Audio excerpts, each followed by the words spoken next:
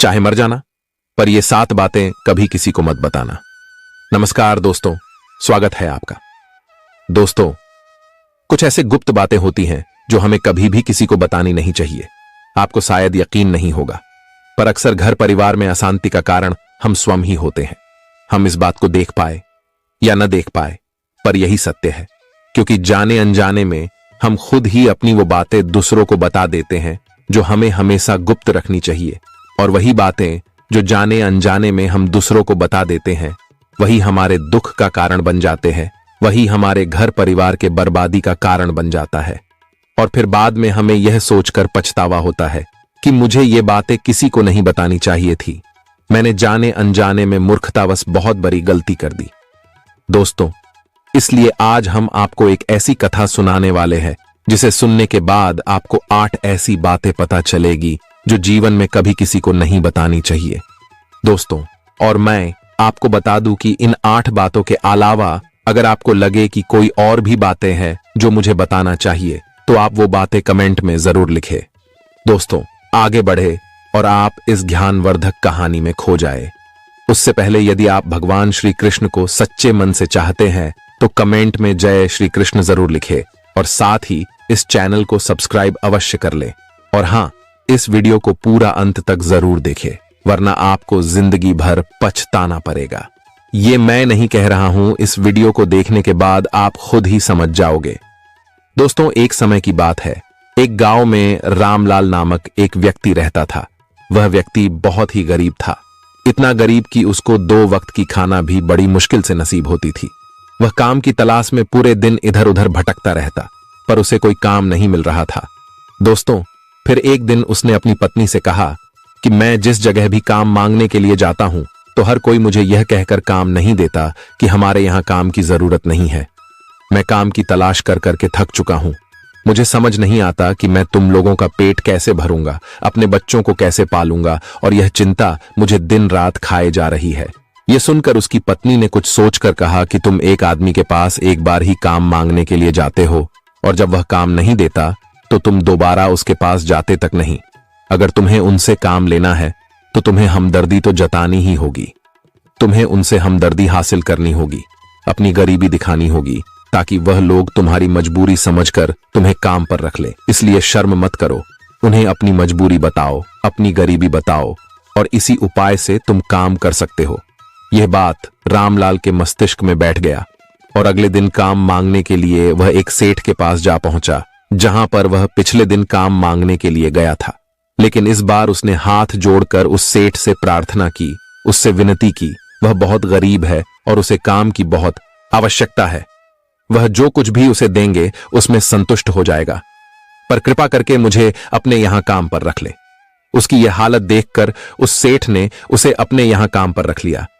वह रोज वहां पर काम करने जाने लगा, पर अंदर ही अंदर वह खुश तो था कि उसे काम तो मिला, लेकिन उसका वेतन दूसरे लोगों से कम मिलता था। वही काम जो दूसरे लोग कर रहे थे, उन्हें ज्यादा वेतन मिल रहा था और इसे कम वेतन मिल रहा था। जब इस बारे में उसने अपने सेठ से कहा तो सेठ ने कहा कि देखो भाई, तुम्हें काम की जरूरत थी, मैंने तुम्हें काम दिया। मेरा धन्यवाद करने की बजाय तुम मुझसे शिकायत कर रहे हो। यह कैसी बात है साहब? यह सुनकर रामलाल वहीं पर चुप हो गया, क्योंकि बात कहीं ना कहीं सत्य थी। सेठ ने तो उसे उसकी मजबूरी के हिसाब से ही काम दिया था और इसीलिए वह उसे अपने अनुसार ही वेतन देता था। लेकिन धीरे धीरे उसने यह बात अपने सगे संबंधियों और अपने दोस्तों को भी बताना शुरू कर दिया कि उसका मालिक उसे कितना वेतन देता है। दोस्तों, समय बीतता गया और रामलाल पूरी लगन के साथ अपना काम करता रहा, लेकिन अब परिस्थितियां बदलने लगी थीं। सेठ अब रामलाल से दूसरे लोगों से ज्यादा काम लेता था और उनसे कम वेतन उसे देता था। यह बात रामलाल के मन को बहुत ठेस पहुंचाती थी। वह दूसरों से ज्यादा मेहनत कर रहा है और उनसे कम वेतन पा रहा है। इससे उसके आत्मसम्मान को बहुत गहरी चोट पहुंची। अब धीरे धीरे उसका मन अपने काम से हटने लगा। उसका मन काम में लगता ही नहीं था। दोस्तों, जाहिर सी बात है कि ऐसी जगह किसका मन लगेगा जहां आदमी को अपने आत्मसम्मान के साथ समझौता करना पड़े। इसीलिए जल्दी ही रामलाल ने अपना काम छोड़ दिया और वह घर पर आकर खाली बैठ गया। अब उसके पास घर का खर्च चलाने के लिए भी पैसे नहीं बचे थे। इसीलिए उसने अपने सगे संबंधियों और अपने दोस्तों से सहायता मांगना शुरू की। लेकिन उसके दोस्त उसके सामने तो उसे दया का पात्र समझते थे, उसे दिलासा देते थे, लेकिन पीछे से उसका मजाक उड़ाते थे। वह कहते कि कितना बेवकूफ है, सेठ ने इतना काम लिया और बेचारे को पैसे भी नहीं दिया, कल हमारा भी पैसा वापस कर पाएगा, इसकी ऐसी हालत है। काम तो उसके पास कुछ है नहीं, पैसा कहां से लाकर देगा। और इसी वजह से रामलाल की हालत दिन पर दिन खराब होता जा रहा था। दोस्तों, आपने अक्सर एक बात को अपने गांव समाज में देखा होगा कि यदि आपके पास पैसे हैं, अच्छी नौकरी है, तो 10 लोग आपके हाल पूछने आते हैं, पर यदि आपके पास कुछ नहीं है तो आपके अपने भी आपको नहीं पूछते। यही हाल रामलाल का था और इसी वजह से रामलाल की हालत दिन पर दिन खराब होती जा रही थी। अब वह दिन रात तनाव में रहने लगा था। वही दोस्त, वही सगे संबंधी जो उसकी अपनी होने का दिखावा करते थे, वह उसे दया का पात्र समझ रहे थे। उन्हें उसके ऊपर तरस आ रहा था। सब लोग आकर उसे ज्ञान तो बहुत देते थे, लेकिन कोई सहायता नहीं करता था। और अक्सर ऐसा ही होता है, ज्ञान देने वाले तो बहुत मिल जाते हैं, लेकिन मदद करने वाले कितने लोग मिलते हैं। दोस्तों, फिर एक दिन रामलाल को पता चला कि पास के गांव में एक साधु महात्मा आया हुआ है जो बहुत ही ज्ञानी है। रामलाल इतना तनाव में था कि उसे कोई रास्ता नजर ही नहीं आ रहा था। इसीलिए जाने अनजाने वह उस साधु के पास पहुंच जाता है। वहां पहुंचकर वह सीधे उनके पैरों में गिरकर रोने लग जाता है। वह रोते रोते उन्हें अपनी सारी स्थिति बताता है। उसे बताता है कि किस तरह उसके सेठ ने उसका फायदा उठाया और उसके सगे संबंधी उसके साथ कैसा व्यवहार रखते हैं। सारी बातें सुनकर साधु ने उसे चुप करते हुए कहा कि यह सारी समस्याएं तुम्हारी बुद्धिहीनता, तुम्हारी मूर्खता के कारण उत्पन्न हुई है। अगर तुम्हारे अंदर विवेक होता तो इनमें से एक भी समस्या तुम्हारा चित्र को दुखी नहीं कर सकती थी, लेकिन तुमने अपने अभिव्यक्ति के कारण, अपनी मूर्खता के कारण खुद ही अपने रास्ते में कांटे बिछा दिया।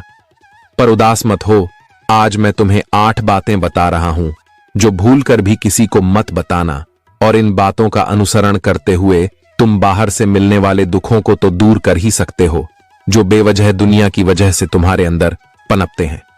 साथ ही एक हंसी खुशी जिंदगी भी जी सकते हो। तो सुनो, मेरा पहला बात जो किसी को नहीं बतानी चाहिए वह है अपनी मजबूरी है।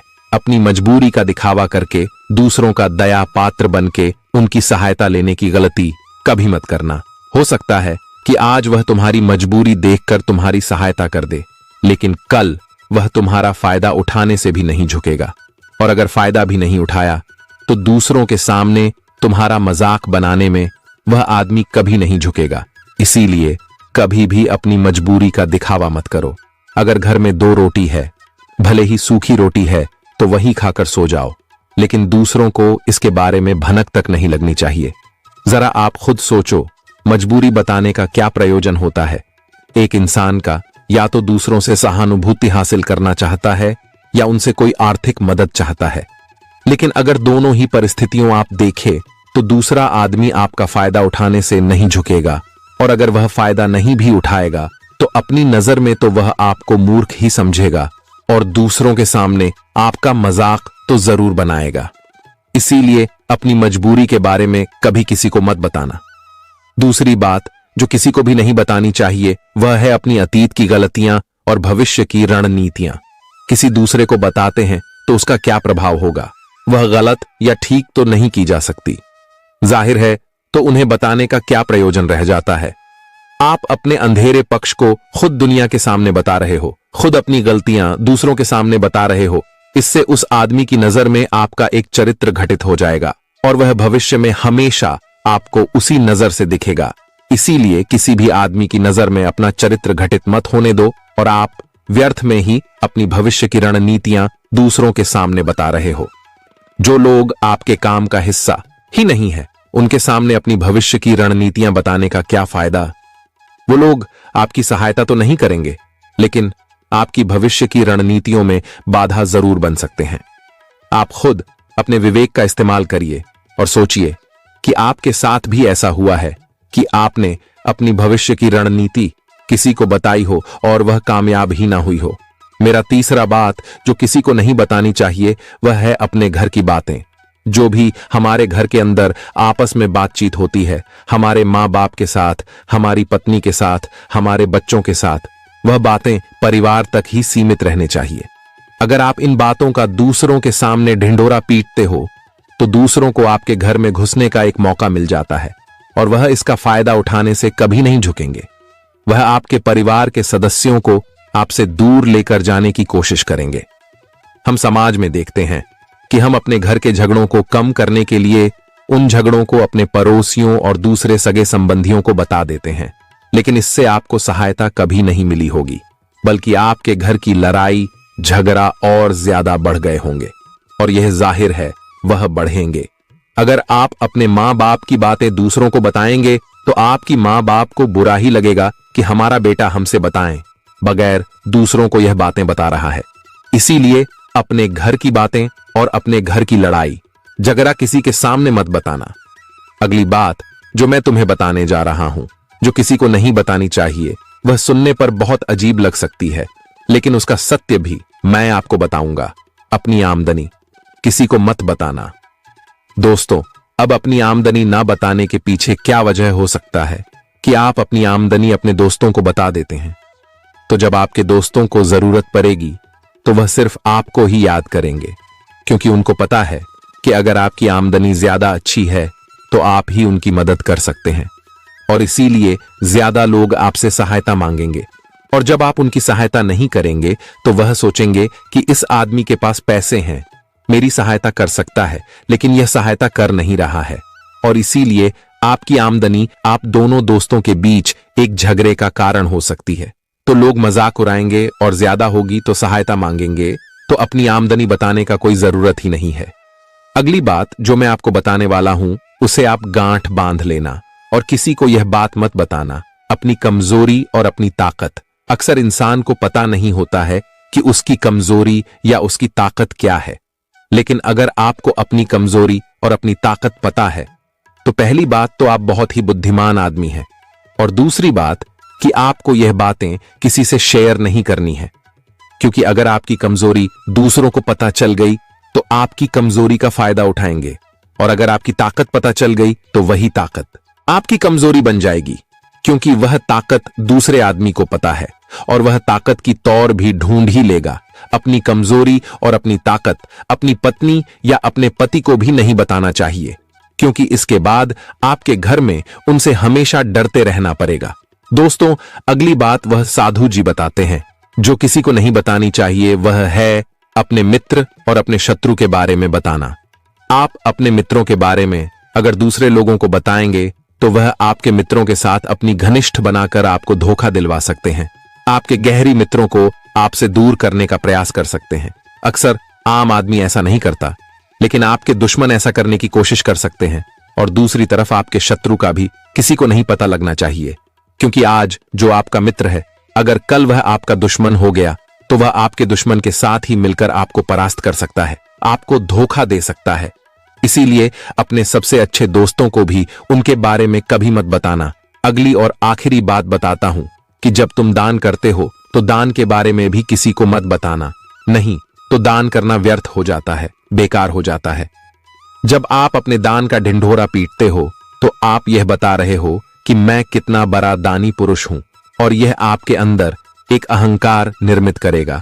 इसीलिए दान गुप्त रूप से किया जाए उतना ही अच्छा होता है, उतना ही फलदायी होता है। जब आपका बायां हाथ दान कर रहा हो तो दाएं हाथ को बिना पता चले कि बायां हाथ दान कर रहा है, तभी आपको दान का सही फल मिलता है। तो दोस्तों, इस प्रकार यह 8 बातें साधु महात्मा ने रामलाल को बताई। इनमें संसार के सभी सिद्धांत छिपे हुए हैं। इन बातों का अनुसरण करते हुए आप अपने घर में सुख शांति बना सकते हैं और घर के झगड़े हमेशा के लिए दूर कर सकते हैं और अपने घर परिवार में हमेशा सुख शांति बना सकते हैं। तो दोस्तों, हम आशा करते हैं कि आपको हमारी यह वीडियो पसंद आई होगी, तो कृपया वीडियो को एक लाइक कर दें और साथ ही कमेंट में जय श्री कृष्ण लिखकर ईश्वर को अपना आभार व्यक्त करें और इस वीडियो को अपने मित्रों बंधुओं के साथ शेयर जरूर करें।